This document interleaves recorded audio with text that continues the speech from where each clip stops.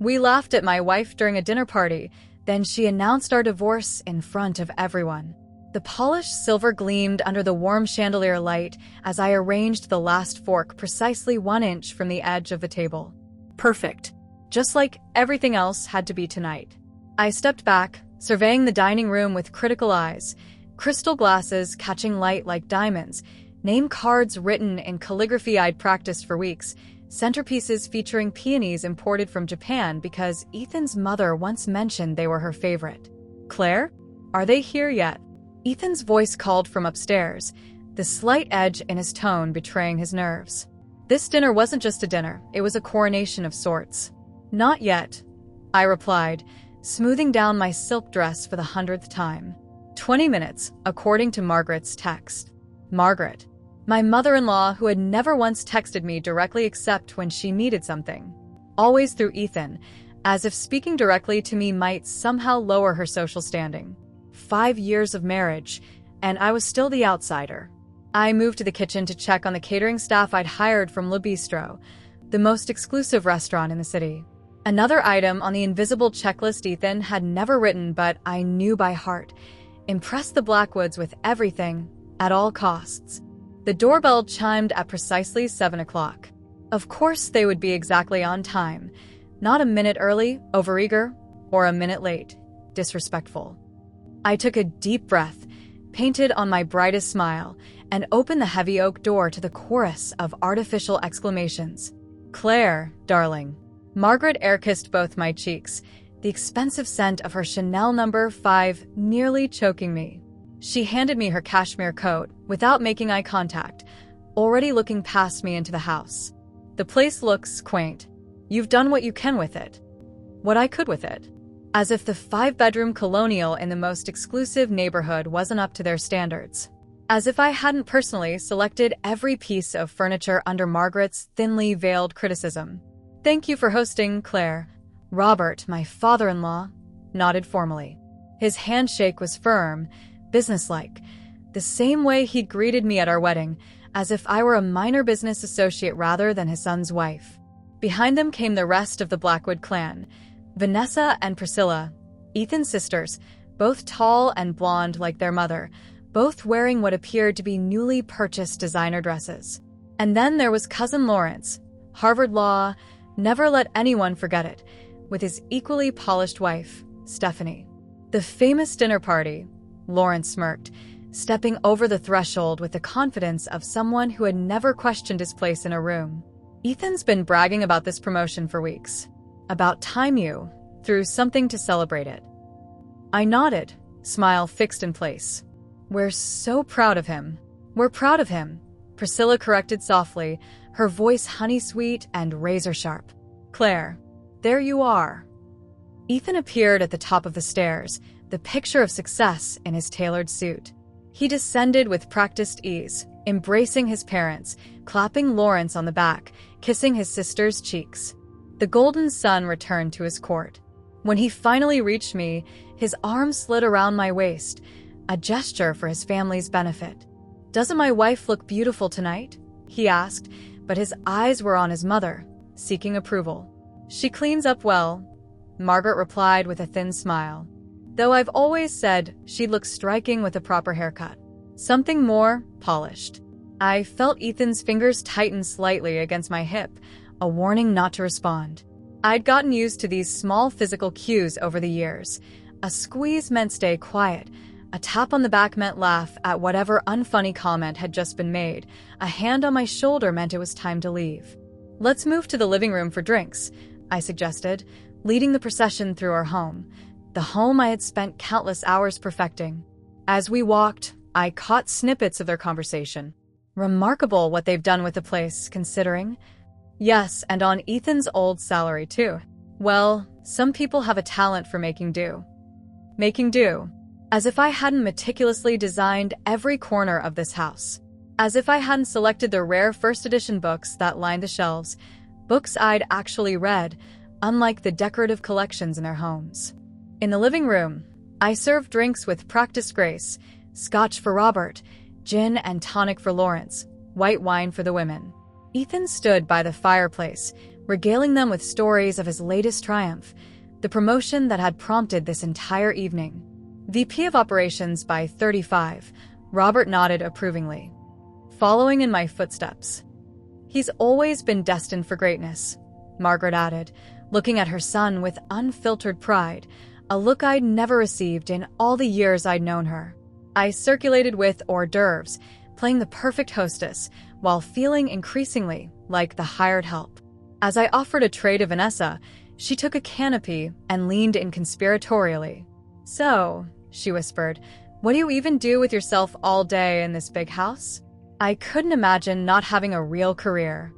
I swallowed the immediate retort that formed in my throat. "I keep busy," I replied instead. "Oh, I'm sure you do." She patted my arm condescendingly. "Someone has to pick out the throw pillows." The conversation flowed around me as I moved through the room. I wasn't invited to discuss, about business connections I wasn't privy to, about private school memories I couldn't share. Every so often, Ethan would pull me into the circle with a "Claire, darling, tell them about the time," only to interrupt me 3 sentences in to clarify what I was trying to say. As I retreated to the kitchen to check on dinner, I caught a glimpse of myself in the hallway mirror, poised, polished, perfect. The ideal Blackwood wife. Nobody would guess that beneath this carefully curated exterior lay years of accumulated resentment, of biting my tongue, of shrinking myself to fit into spaces that were never designed for me. But tonight was different. Tonight, as I watched the caterers plate the first course, I felt a strange calm settle over me. The envelope in my study drawer weighed on my mind, filled with papers that would change everything. For 5 years, I had played their game by their rules. I had smiled through the subtle jabs, the backhanded compliments, the persistent reminders that I was an outsider. "Dinner is served," I announced, returning to the living room with renewed purpose. As the Blackwoods filed into the dining room, admiring the elaborate table setting with the detached appreciation one might give a museum exhibit, I caught Ethan's eye. He gave me an approving nod, completely unaware that tonight's perfectly orchestrated dinner party would be our last. Little did they know that behind my quiet smiles and perfect place settings lay a truth that would shatter the illusion we'd all been living under. The cracks in our perfect image were about to split wide open, and I alone knew what lay on the other side. The first course, seared scallops with a delicate citrus reduction, was met with appreciative murmurs. I took my seat at the opposite end of the table from Ethan, feeling the distance between us expand beyond the physical space. "Claire studied literature at Westfield, didn't you, dear?" Margaret mentioned casually, her fork poised midair. All eyes turned to me. "English literature with a minor in business economics, yes," I replied, careful to include the minor they always conveniently forgot. Lawrence chuckled, swirling his wine. "Literature? How whimsical. I always wondered what one actually does with a degree like that." "Apparently marry well," Vanessa quipped, and a ripple of laughter circled the table. I maintained my composure, taking a careful sip of water. I found it enriching. Not everything needs to have an immediate practical application. "But that's exactly what separates the dreamers from the achievers," Robert interjected. "Practical application. Results. The Blackwood way." The servers cleared the first course and brought out the main, herb-crusted rack of lamb with rosemary potatoes and glazed vegetables. I'd spent hours with the chef perfecting the menu, knowing Robert's preference for lamb and Margaret's aversion to garlic. "Claire wanted to open a bookstore after graduation," Ethan said suddenly, his voice carrying that distinctive tone I'd come to recognize, the prelude to a joke at my expense. "Can you imagine? In the digital age." "How adorably outdated," Priscilla commented. "What was it you called it, honey?" Ethan looked directly at me, eyes glinting with wine and the thrill of an audience. "Book something." "Bookmark," I said quietly. "A bookstore and literary cafe." "Right, Bookmark. So creative," he chuckled. "Thank God I talked her out of that financial sinkhole. She would have bankrupted herself in 6 months." "Some people just aren't built for the business world," Lawrence nodded sagely. "No shame in recognizing your limitations." I felt heat rising to my cheeks but kept my expression neutral. Over the years, I'd perfected the art of the impassive smile. Instead, Ethan continued, warming to his subject, she's channeled all that creative energy into our home. Tell them about the curtains, Claire. The curtains? I repeated, confused. Yes, the living room curtains. She spent, what was it, honey? 3 weeks selecting the fabric. 3 weeks. He laughed heartily, and his family joined in. She can tell you the difference between ecru and eggshell. Essential life skills. Stephanie, Lawrence's wife, finally spoke up. I think having an eye for design is valuable, she offered, but Lawrence quickly cut her off. Sure, if you're an interior decorator, but as a life pursuit. He shook his head. It's her greatest achievement, Ethan declared, raising his glass in mock toast. To my wife, who makes our house look pretty. The table erupted in laughter, his sister's high-pitched giggling, his father's deep chuckle, his mother's controlled titter. Even the usually silent Stephanie joined in this time. To Claire, his father raised his glass, voice thick with amusement. Beauty without brains, the perfect combination. They clinked glasses. I didn't raise mine. Come on, Claire, Ethan urged, his smile tight. It's just a joke. Just a joke. Like the time he'd joked about my cooking at his office Christmas party. Or joked about my driving to his college friends. Or joked about how I'd trapped him with my feminine wiles to his golfing buddies. Actually, Priscilla leaned forward. Do tell us more about this fascinating literature degree. What was your thesis on? Something profound about Jane Austen. Virginia Woolf, I corrected. Specifically on economic independence as a prerequisite for female intellectual freedom. A beat of silence. Well, Margaret broke it with a dismissive wave. That sounds very progressive. Though I've always believed a woman's true fulfillment comes from supporting her husband's ambitions. And Claire's been very supportive, Ethan agreed, a patronizing edge to his voice. Haven't you, honey? Remember when I was working on the Westfield merger? Claire brought me coffee at 3 a.m. That's dedication. Sounds more like a good assistant than a wife, Lawrence remarked. More laughter. I stared at my plate, the perfectly cooked lamb now unappetizing. This wasn't new, the mockery, the dismissal, the reduction of my existence to decorative support staff.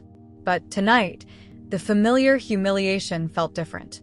Like watching a movie I'd seen before, but now understood the ending. Claire's not just a pretty face, Ethan continued, seemingly oblivious to my silence. She's also incredibly, what's the word? Accommodating, suggested Vanessa. Compliant, offered Lawrence. Unambitious, Ethan decided with a snap of his fingers. That's it. Perfectly content to live in my shadow. Not every woman would be so understanding. To understanding wives, Robert raised his glass again, eyes gleaming with mirth. The backbone of successful men everywhere. The conversation moved on, to Ethan's promotion, to company, to Lawrence's new vacation home in the Hamptons. I sat quietly, letting their voices wash over me like waves, feeling strangely detached. They had no idea what was coming. No inkling that tonight would be their last dinner in this dining room, eating food I'd arranged, sitting in chairs I'd selected. As dessert was served, panna cotta with fresh berries, I watched them laugh and boast, completely secure in their superiority. I thought about the envelope in my study, about what it contained, about the look that would soon replace those smug smiles. 4 or 5 years I'd endured this treatment. 4 or 5 years, I'd been the punchline to their jokes, the decorative accessory to Ethan's success story. But as I excused myself from the table, muttering something about checking on coffee, a small smile played at my lips. They thought the entertainment portion of the evening was over. They were wrong. The real show was about to begin. In the stillness of my study, I stood before the antique desk that had once belonged to my grandfather. My fingers traced the worn leather inlay before pulling open the bottom drawer. There it was, a thick manila envelope, heavy with the weight of secrets and futures. I hadn't planned to use it tonight, but then again, I hadn't planned on being so thoroughly humiliated either. The sounds of laughter drifted from the dining room. Ethan was probably regaling them with another anecdote at my expense. 5 years of carefully constructed patience was unraveling thread by thread. I slipped the envelope under my arm and took a moment to check my reflection in the small mirror on the wall.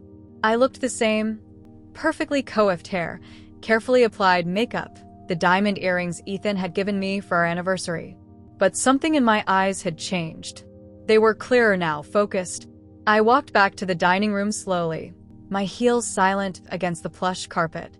Pausing at the threshold, I observed them for a moment unnoticed. They were in their element.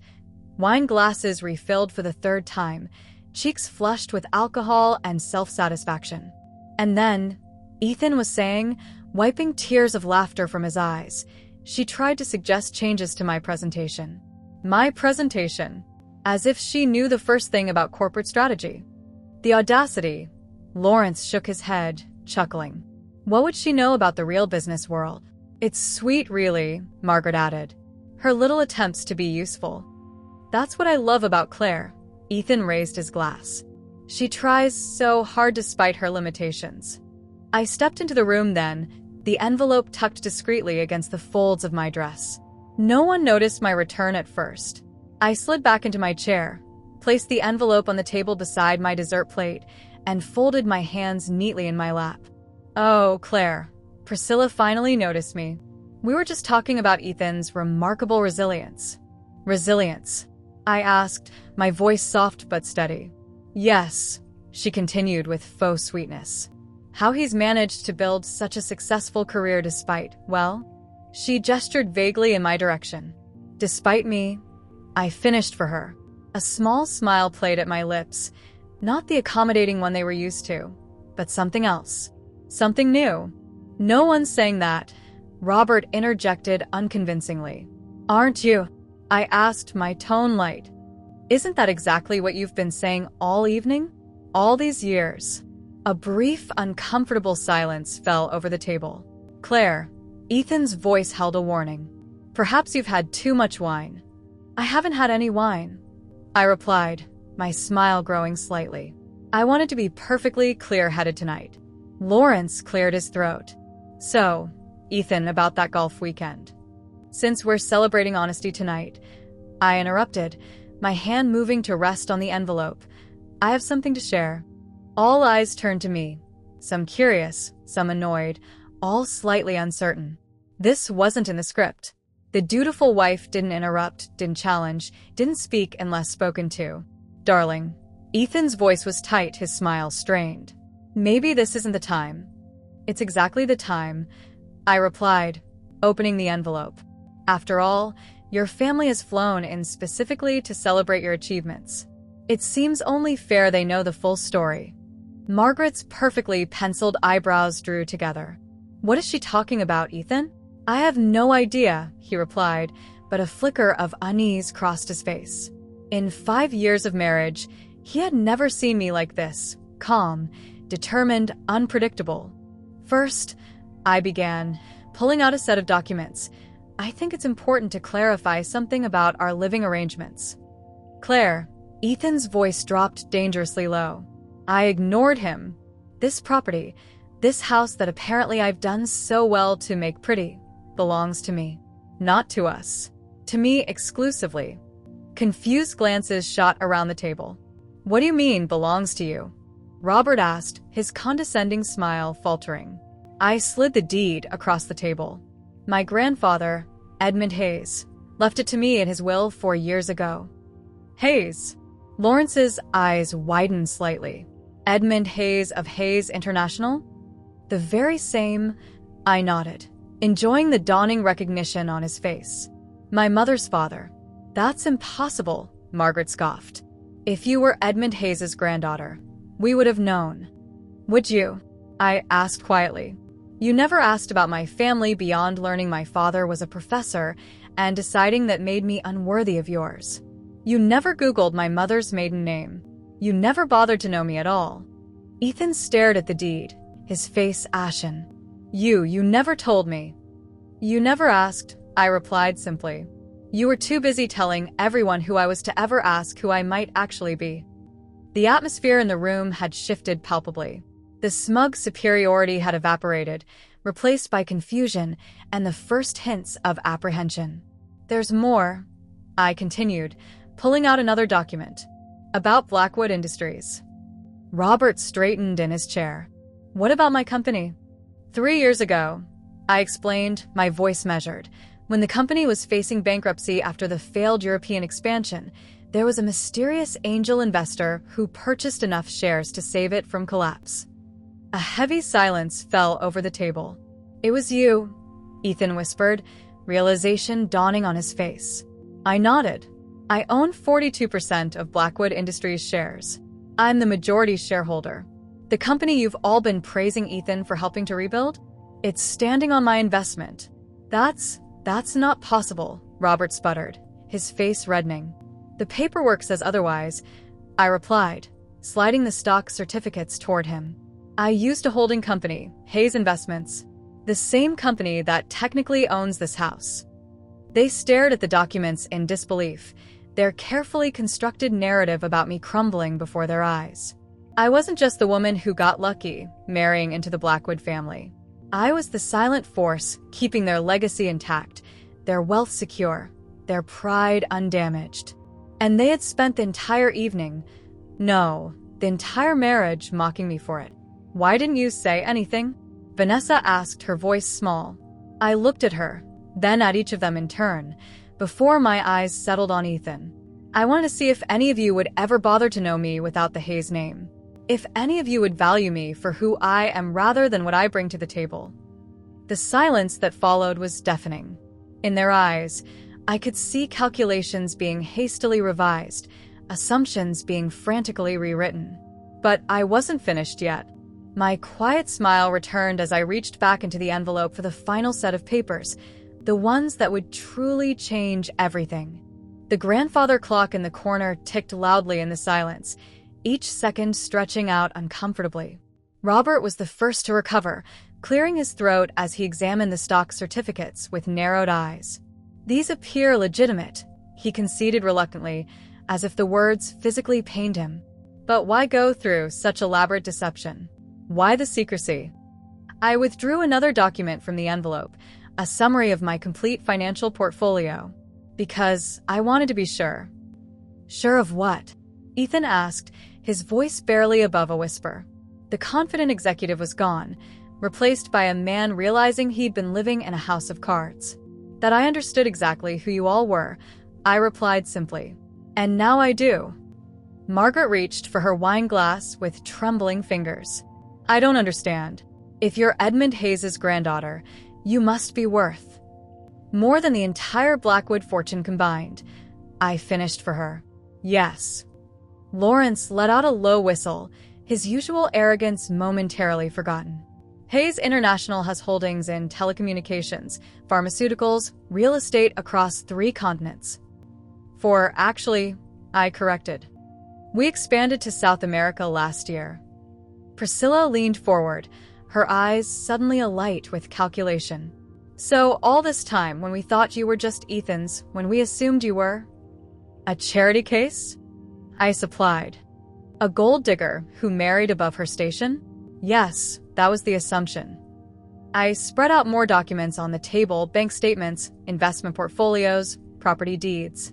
The paper trail of a fortune that had been growing quietly while I played the role of the simple housewife. "The vacation home in Aspen that you're so proud of," I looked at Robert and Margaret, "sits on land that my family trust owns. Your lease agreement is with one of my subsidiary companies. You've been paying rent to me for 3 years." Margaret's face drained of color. "That's not possible." "Check the fine print on your lease," I suggested. "Hayes Holdings is listed as the parent company." Ethan stared at me as if seeing me for the first time. "The art collection in our bedroom." "All mine," I nodded. "Family pieces I inherited, worth approximately $12 million at last appraisal." The modern art pieces that Margaret had dismissed as trying too hard to be avant-garde had been collected by my grandmother, a respected patron of the arts. The first edition books that Lawrence had scoffed at were part of my grandfather's prized collection, each worth more than the watch he flaunted on his wrist. "What about the company?" Robert demanded, his businessman's mind clearly racing through implications. If you're the majority shareholder, you could. I could have fired you 3 years ago. I finished his thought. I could have restructured the entire leadership team. I could have rebranded Blackwood Industries as a Hayes subsidiary. But you didn't, Ethan said slowly. No, I agreed. I didn't. Because despite everything, I believed in you, Ethan. I thought if I gave you the chance to succeed on your own terms, without the pressure of knowing who I really was, you might become the man I hoped you could be. His face contorted with confusion. So this was some kind of test. Not initially, I admitted. When we met, I was trying to escape the Hayes name, to find someone who valued me for myself. My grandfather understood that. He respected my decision to keep my background private, to experience life without the weight of the family legacy. I paused, remembering my grandfather's words when I told him about Ethan. Be careful, little bird. Not everyone deserves to know your full wingspan. When he died, I continued. He left everything structured in a way that would protect me, regardless of what path I chose. The house came first, then controlling interest in Blackwood Industries when I learned it was failing. My company was not failing, Robert protested weakly. I raised an eyebrow. The quarterly reports from 3 years ago suggest otherwise. The European expansion depleted your reserves, the Tokyo office was bleeding money, and you were 3 months away from defaulting on loans totaling $27 million. Robert's mouth opened, then closed again. Your mysterious angel investor, I reminded him. The one you thanked publicly but never met? That was me. Why? Vanessa asked, genuine confusion in her voice. Why save the company of people who treated you like you did? I finished for her. Because despite everything, I loved Ethan. And he loved the company, the legacy, the family name. I thought. I looked at my husband, seeing the stranger he'd always been. I thought if I saved what mattered to him, eventually he might see what mattered to me. The weight of 5 years of dismissal, mockery, and condescension hung in the air between us. 5 years of beauty without brains comments, of being relegated to the role of decorative accessory, of having my thoughts interrupted and my ideas dismissed. And what matters to you? Ethan asked quietly. Respect, I replied simply. Basic human dignity. Being seen for who I am, not what I can provide or how I look. For the first time that evening, genuine shame flickered across his face. Claire, I never meant to. Yes, you did. I cut him off gently. You knew exactly what you were doing each time you used me as a punchline, each time you joined in when your family mocked me, each time you took credit for my ideas at work. His eyes widened. Your ideas? I nodded. The reorganization plan that got you promoted to senior management? I drafted it. The proposal for Eastern market expansion? Based on my research. The sustainability initiative that won industry recognition? My concept, my execution plan, my financial projections, all neatly repackaged with your name. How did you even access those files? He asked, dumbfounded.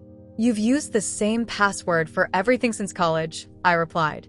Your computer, your email, your private accounts, not very secure for a man who just became VP of operations. The implications of what I was saying slowly dawned on his face. All those late nights he'd thought I was asleep while he worked, all those documents he'd left open on his laptop, all those calls he'd taken in my presence, assuming I couldn't possibly understand the complexities of his business world. So the promotion that we're celebrating tonight, Robert said slowly, the one that's supposedly proof of Ethan's exceptional business acumen, is largely based on my work, I confirmed. Work that I did behind the scenes, without credit or acknowledgement, because I still believed that somehow, someday, he would recognize my value. The silence that fell over the table was different this time, heavy with revelation and regret. For the first time since I'd known them, the Blackwoods were speechless. The family that had judged me, mocked me, and dismissed me for 5 years now sat in stunned silence, realizing that they had been living on my charity all along. It should have felt vindicating. Instead, it just felt sad. I reached for the final document in my envelope. The time for sentiment was over. The time for consequences had arrived. The final document slid from the envelope with a quiet whisper against the polished mahogany table. It looked deceptively simple, just a few papers stapled together with a blue backing.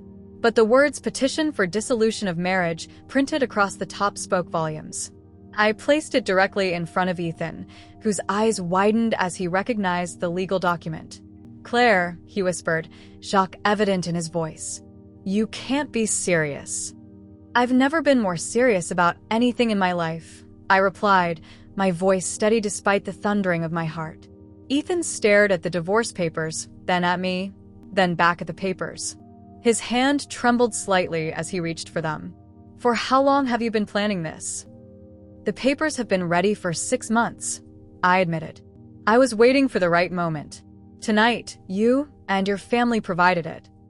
Margaret leaned forward, her perfectly manicured nails clicking against her wine glass. "Now, Claire, let's not be hasty. Clearly, there have been some misunderstandings." "No misunderstandings," I corrected her gently. "Perfect clarity, actually, for the first time in 5 years." Robert cleared his throat, businessman mode activated. "Whatever issues you have with Ethan, involving the company is unnecessary.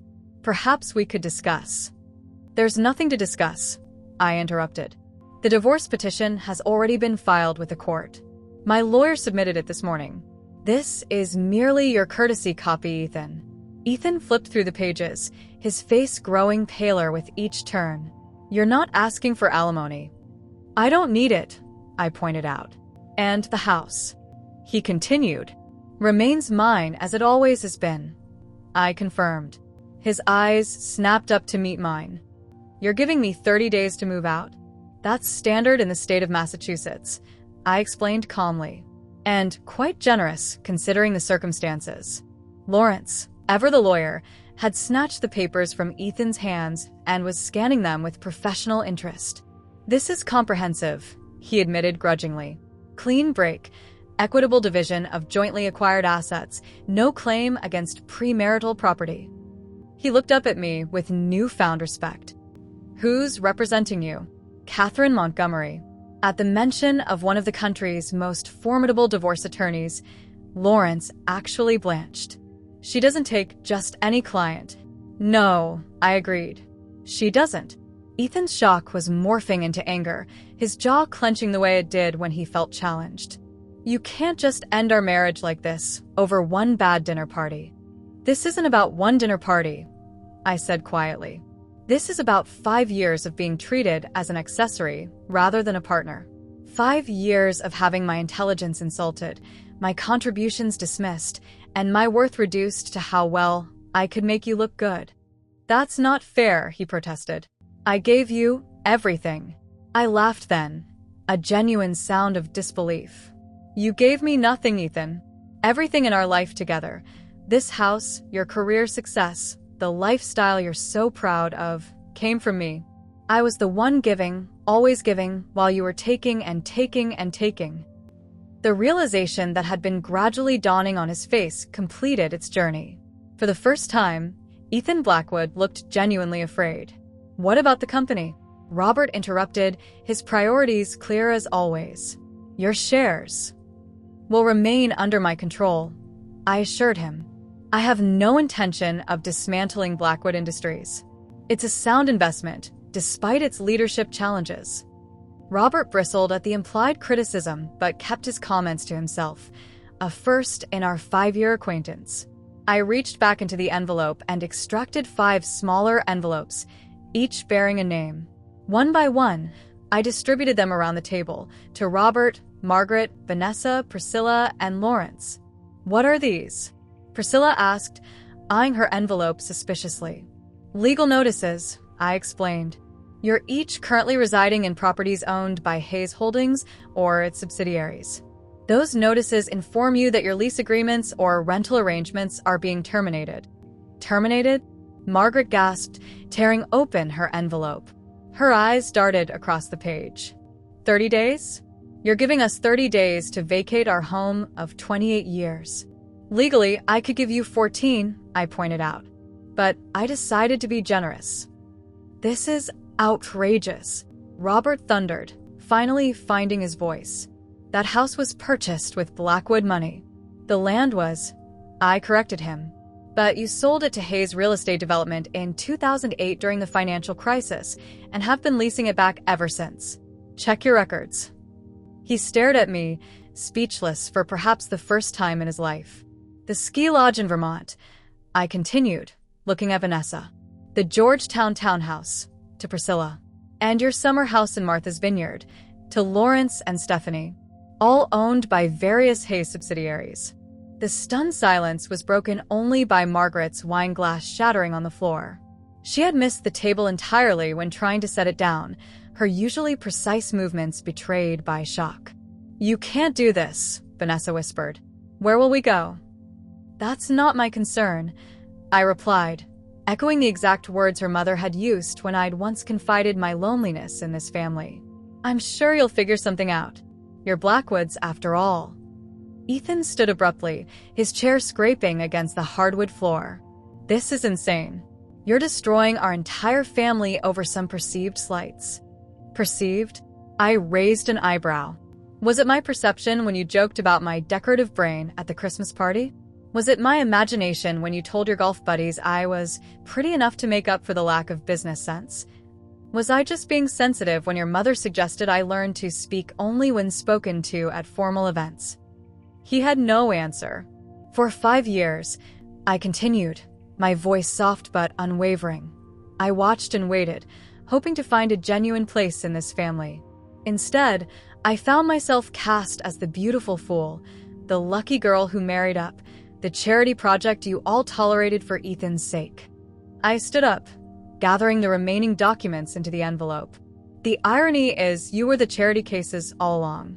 Living in my houses, working in my company, spending my money, and having the audacity to look down on me while doing it. Claire, Ethan's voice cracked, desperation replacing anger. We can work this out. Whatever you want. More respect, more acknowledgement. I can change. I looked at him, really looked at him, and felt a wave of something like pity. That's the thing, Ethan. I don't want you to change. I want you to face the consequences of who you already are. I turned toward the exit, my fingers lingering on the back of my chair. The contracts are legally binding. The divorce proceedings will continue regardless of any objections. And the eviction notices are non-negotiable. Margaret had begun to quietly sob, while Robert sat frozen, still processing the magnitude of what had just occurred. Vanessa and Priscilla exchanged panicked glances, while Lawrence stared at the legal notice as if willing it to dissolve in his hands. You've been planning this for years, Ethan accused, a hint of genuine hurt breaking through a shock. Was any of it real? Did you ever love me at all? I paused at the doorway, considering his question with the careful thought it deserved. Yes, I said finally. I loved the man I thought you could become. I'm divorcing the man you chose to be. With that, I walked out of the dining room, leaving behind the ruins of the Blackwood dynasty and the shattered illusion of my marriage. My heels clicked against the marble foyer as I walked away from the dining room. Each step resonated with finality, like a judge's gavel marking the end of a long trial. Behind me, I could hear the chaos erupting, Margaret's sobs growing louder, Robert's voice rising in disbelief, Ethan calling my name with increasing desperation. None of it made me turn around. I paused at the entryway table, where a small Louis Vuitton overnight bag sat waiting. I had packed it that morning, a simple act of preparation that now felt prophetic. Just the essentials, a change of clothes, basic toiletries, my laptop, and my grandmother's pearl earrings. Everything else could be replaced. The front door opened silently on well-oiled hinges. The spring night air greeted me, cool and fragrant with blooming magnolias. I inhaled deeply, feeling as though I was breathing freely for the first time in years. The weight of pretense, of constant performative submission, had lifted from my shoulders. Claire. Ethan's voice echoed behind me as he rushed into the foyer. You can't just leave like this. I turned to face him one last time. In the dim light of the entryway, He looked smaller somehow, less imposing than the man who had dominated our marriage. His perfect hair was disheveled, his confident posture replaced by the slumped shoulders of someone witnessing his world collapse. "I already have," I replied simply. "But where will you go?" he asked, genuine confusion in his voice, as if he couldn't imagine me existing outside the sphere of his influence. "That's no longer your concern," I said, not unkindly. He ran his hands through his hair, a gesture of frustration I had seen countless times during our marriage. "This isn't you, Claire. This calculated revenge, it's not the woman I married." A small smile curved my lips. "That's just it, Ethan. You never knew the woman you married. You created a version of me that suited your needs and expected me to play along." "I loved you," he insisted, his voice cracking. "You loved having me." I corrected him gently. "There's a difference." The black sedan I had arranged earlier pulled up to the curb, its headlights briefly illuminating us both. The driver remained respectfully seated, waiting. "Don't do this," Ethan pleaded, taking a step toward me. "We can work it out. I'll tell my family to leave. We can talk privately, start over." "There's nothing to work out," I said, my voice firm but not cruel. "The papers are filed. The decisions are made. The truth is finally out in the open." His face hardened then, pride replacing desperation.